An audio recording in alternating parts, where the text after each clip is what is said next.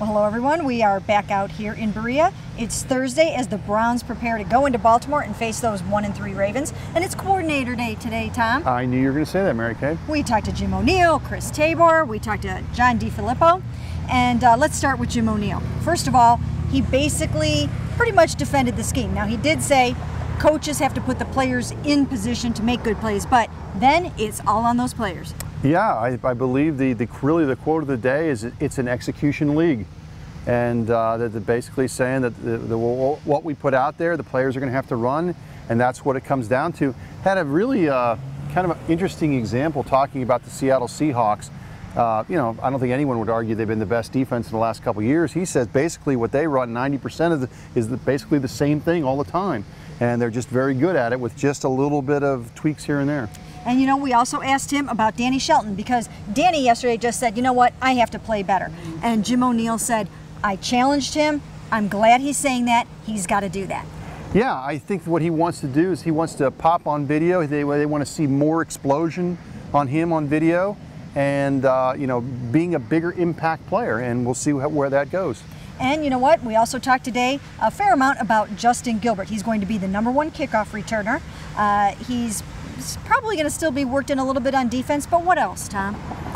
Maybe a few trick plays. Pettin was saying today, Mike Pettin was saying that back in the summer when they had a lot of injuries with the wide receiver situation, they kind of threw Justin over there, basically said he really didn't look out of place, and then the offensive coordinator took it one step further and said, look, it's something we might look at, we might explore. Again, I'm not saying that he could be a receiver, but he's very good with the ball in his hands. And you know, 1 or 2 end arounds, who knows? Maybe it can help him do something. Well, he needs some work to do, so that would be some good things for him to try.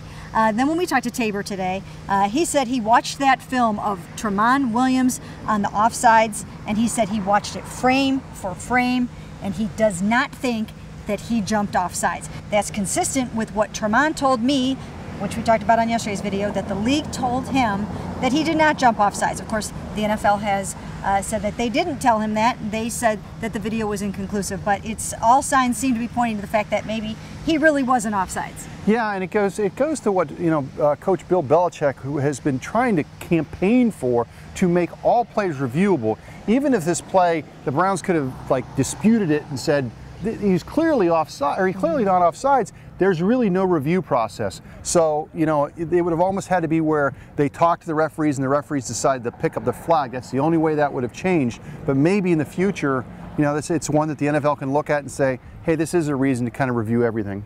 And you know, Flip, he was very happy with his offense and the effort that they gave in that pass game, especially Duke Johnson, Isaiah Crowell. Robert Turbin might even come back this week. Yeah, you know, and we wrote about that kind of at the end of last week, speculating that maybe that one big play at the end of the Raiders game may really get Duke Johnson going, and boy, did it ever.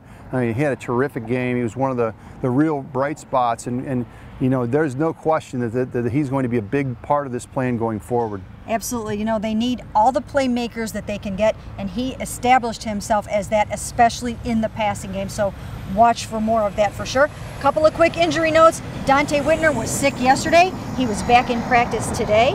But Tayshaun Gibson still out, so that's one to watch for Sunday.